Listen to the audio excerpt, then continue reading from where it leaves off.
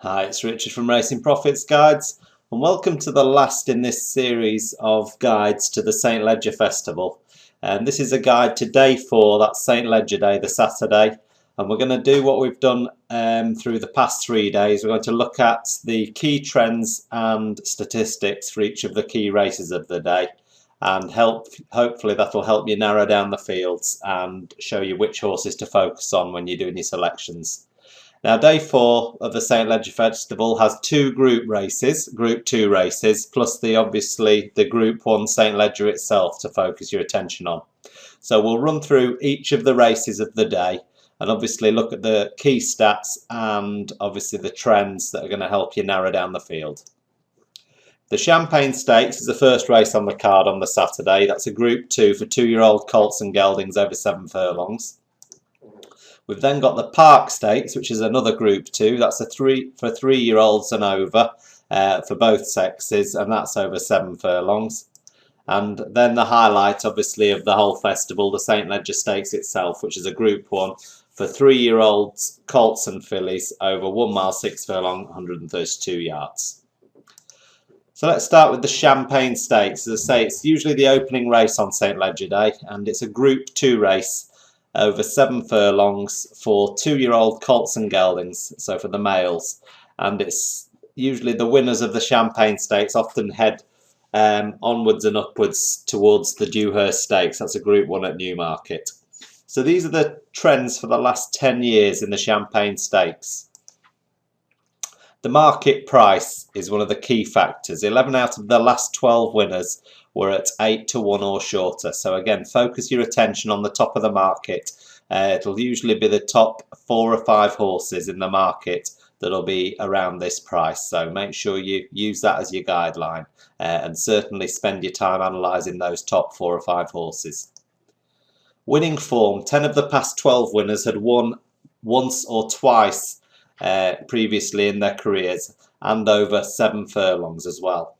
So again, this race is over 7 furlongs, so you're looking for form over that trip. The last race, 9 out of the last 12 winners came 3rd or better, so they placed in their previous race, and 7 of them actually won their previous race. So 7 of those 9 won their previous race. So again, look at the last race and see how they fared in that. Did they place or win that race? Favourites, and this isn't a favourites race at all, the Champagne Stakes. In fact, there's been only 3 winning favourites in the last 12 years. Jockeys, again, his name comes up and it has done all week, but Frankie Dettori's won this race 3 times and Richard Hughes has won it twice in the past 12 years. So again, look for what horses Richard Hughes and Frankie Dettori are riding in the race. And trainers, we've got Syed bin Sarur, Richard Hannon and Mark Johnson. They've all won the race twice over the past 12 years. So there's a Champagne Stakes winners. You can see that Toronado won it last year, and obviously he's gone on to greater things this year. Richard Hannon and Richard Hughes also won it in 2011 on Trumpet Major at 7 to 1. We then had Samid, 5 to 6 favourite, and an 11 to 8 favourite in Poet's Voice. Syed bin Sarur and Frankie Dettori teamed up there. And then we've had Johnny Murtagh, we've had Ryan Moore, Richard Mullen. We've had plenty of winners from different stables, but it's always safe to focus around the Richard Hannon stable and also Syed bin Sarur and maybe the O'Brien stable as well. Okay, so that's the Champagne Stakes for you. Hopefully that's given you some ideas on what to look for there. Let's go on to the Park Stakes now. It's a Group 2 for 3-year-olds and over. Obviously of both sexes, for colts and fillies and mares, and that's over 7 furlongs as well. Now, the Park Stakes usually attracts the older looking horses or older horses looking for a pattern success, and this shows in the recent years, the winners over the recent years, with I think there's only been 3 3-year-old winners in the last 15 years. So here's the trends for the last 10 years for you. Distance, 8 out of the last 10 winners have won over 7 furlongs previously. So again, that's, as we said in the Champagne Stakes, you're looking for form over that trip of 7 furlongs. The last race. Now this is a bit of a bit of an anomaly is this statistic, but 8 out of the last 10 winners of the Park Stakes were actually unplaced in their last race. Market odds, 7 of the 10 winners were at odds of 7 to 1 or less. Age, as we said above, 8 of the past 10 winners were 4-year-olds or 4 years or older. So you're looking for a 4-year-old or older to win this race. Multiple winners, 8 out of the 10 winners had won 3 or more times in their career so far. And 7 of them had actually got group form, they'd won a group race as well. Course form, 5 out of the 10, so 50% had already raced at Doncaster before they raced in the Park Stakes and won it. Favourites, again, not a good favourites race, the Park Stakes. Only 2 favourites have won from the past 10 years. Here's a look at the last 10 years winners. Librano, again, Richard Hannon last year, had a great year last year. Doncaster did Richard Hannon, and Librano won it at 16 to 1. We had Premier Loco at 15 to 8 favourite for Chris Wall and George Baker. Balthazar's Gift at 16 to 1. So you can see there's some quite big price winners of this race. 7 to 1 with Duff, 9 to 1 Arabian Gleam. We've had a couple of short price favourites, but a lot of them, certainly over the last few years, we've had some bigger prices going in. So it's worth looking outside the top of the market in this race and having a good look at all the contenders in the race. Now let's move on to the main race of the day and probably the main race of the week, the St Leger. Group 1, 3-year-olds only for colts and fillies, over 1 mile 6 furlongs, 132 yards. It's the final classic of the season, and it's also the final part of the Triple Crown that follows on from the 2,000 guineas at Newmarket and the Epsom Derby. The St Leger is the oldest of the classic races, and it's been run since 1776. No horse has won the Triple Crown since Nijinsky in 1970. So you see what a rare feat it is for a horse to run over a mile in May in the 2,000 guineas at Epsom, and then progress at Newmarket, and then progress to the Derby at Epsom over 1 mile 4, and then progress again to the St Leger over 1 mile 6 or nearly 1 mile 7. In September. It's quite a feat, and just the fact that Nijinsky was the last one in 1970 just underlines what sort of special horse it's going to take to be able to do that again. But here's the trends for the St Leger for the past 11 years.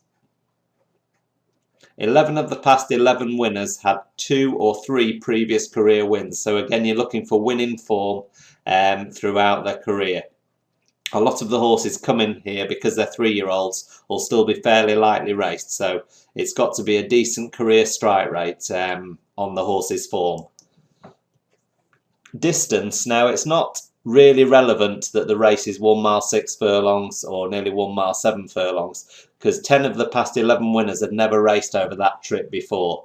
Obviously these are 3-year-olds, they're still progressing and developing, so it's a natural progression for them to go up to 1.5 miles and then extend themselves and have the stamina to take on the St Leger. So it's a real stamina test for these younger horses.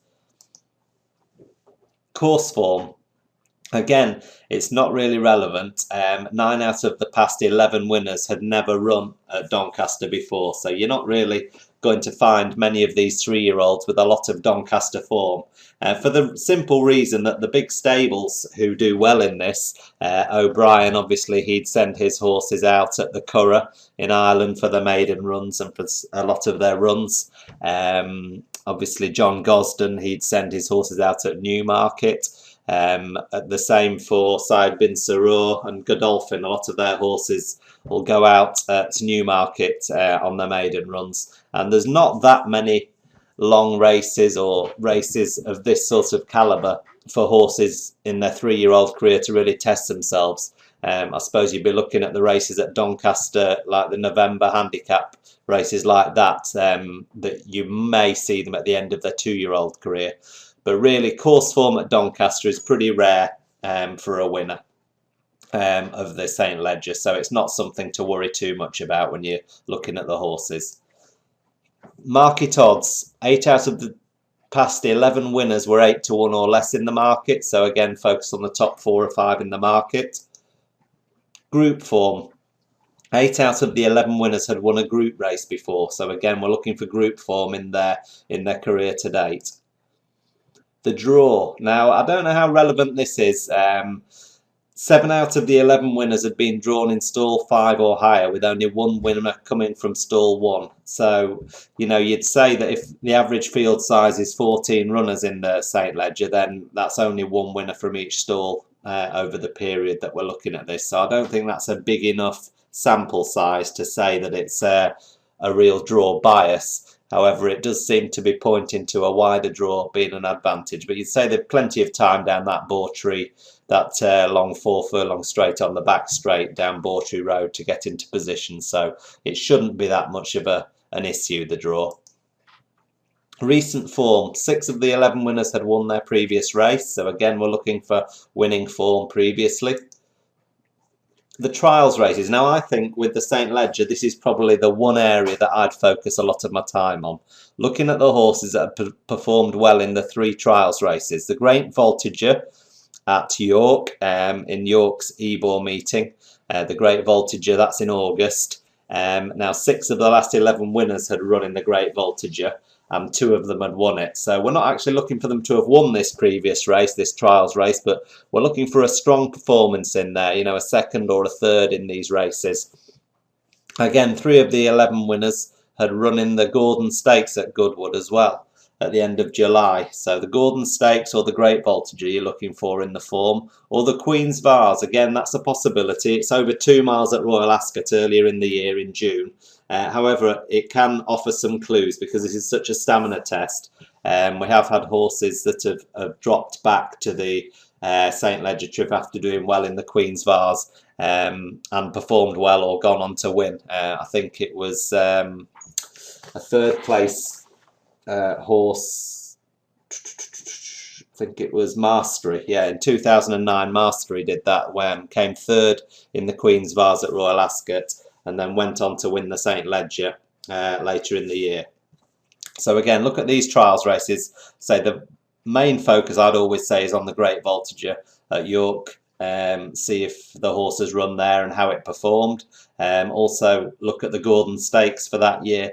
Again, see did the horse run in that and how it performed there, and also maybe just have a quick look at the Queen's Vase as well. Those would be your 3 clues, those races. Female horses, again, it's a very strange statistic this, but no filly has won the St. Leger since User Friendly did in 1992. It's a bit more relevant this year because we've got Talent running this year, so it's one of those stats that I'm sure a good filly will come along and break soon. And I think, again, a lot of it's down to how many fillies are actually entered in the St. Leger in the first place against colts, because most fillies would probably race up to 1.5 miles and they wouldn't be risked if they're a real high class, high quality filly of sort of St. Leger standards or group standard. They probably wouldn't be pushed to go to this sort of trip, especially if they're going to become a brood mare and be bred from. So that's probably one of the reasons why there's not as many female winners as you'd expect in the St. Leger. The other thing, obviously, as well with the St. Leger is that it's for 3-year-olds, and you would say that colts do develop slightly quicker than fillies. So maybe because it's limited just to 3-year-olds, the fillies again haven't developed quite as much to compete in this race. Anyway, let's move on to jockeys. William Buick's been on a great run lately, and he's won the race twice in the last 3 years, actually. Again, with that John Gosden connection, it's always a strong connection, but I think he's just a fantastic jockey. Judges pace well, which is what you need in this race. As does Frankie Dettori. He's won it 3 times over the past 11 years as well. And again, you'd say Frankie's, you know, one of his key skills is judging pace in a race, and whether he's got to increase the pace or decrease the pace or what he's got to do. He always knows how to be in the right place at the right time. So again, that's what you're looking for really in a jockey, and William Buick and Frankie Dettori are 2 great examples of that. Obviously, trainers, we've talked about John Gosden's connection. He's won it 3 times in the past 6 years. Aidan O'Brien and Said Bin Sarur have both won it twice as well. So any of those tree trainers you've got to take seriously in the St Leger. And finally, owners. Godolphin have won this race 6 times in the past few years. So again, any horse from the boys in blue you really want to take note of and have a look at its form, back through its form and how it's done in the trials races, etc. So hopefully that's given you some clues on the St Leger. As you can see from the last 10 years winners, we had obviously a Godolphin win with Enki last year. It's maybe been a bit of a cloud since with Alzaruni. So, you know, it's down in the record books as a winner anyway. We had Masked Marvel with John Gosden, William Buick riding that, and Arctic Cosmos, both horses that I'd put up myself. So I had two good years on John Gosden and William Buick there. Mastery, as I say, Side Bin Siro was quite a big priced winner at 14 to 1. And there's been plenty of good horses there that have won this race. So that's hopefully going to help you when you come to narrow down the field in the St Leger today. As I say, on summarising, we've got the Champagne Stakes. We're looking for a horse at the top of the market, priced 8 to 1 or less, who has won at least once over 7 furlongs, if not twice, and won their last race. Ridden by Frankie Dettori or Richard Hughes, but not necessarily the favourite. It's not really a favourites race, that Champagne Stakes. Similar story with the Park Stakes. We're looking for a horse who's won already over 7 furlongs. Again, are at the top of the market at odds of 7 to 1 or less. And he's probably 4 years old or older. We're not really looking at the 3-year-olds in the Park Stakes because it is really the 4-year-olds and older that seem to be most often the winners of that race. We're looking for a horse who's multiple wins to his name and preferably got a group win. And he should have some course form. Again, favourites don't fare well in the Park Stakes. Then finally on the last day we've got the St Leger. And we're looking for a progressive horse who's had 2 or 3 previous career wins. Preferably winning a group race and winning their previous race before the Leger. We're not too concerned about course form at Doncaster, or a horse who hasn't run over the 1 mile 6 furlongs, as these are 3-year-olds and they're going to be probably lightly raced and not have had many opportunities to race at that sort of distance. The key point is a horse who's run well in the Great Voltigeur at York, the Gordon Stakes at Goodwood, or the Queen's Vase at Royal Ascot. And the jockey to have on board is William Buick or Frankie Dettori, and the horse should have been trained by John Gosden, Aidan O'Brien or Side Bin Siro, and be owned by Godolphin.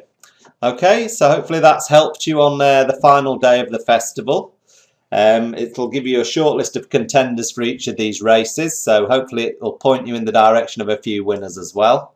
Remember, check out doncasterracecourse-tips.co.uk on the day itself for our selections. Have a look at our race analysis.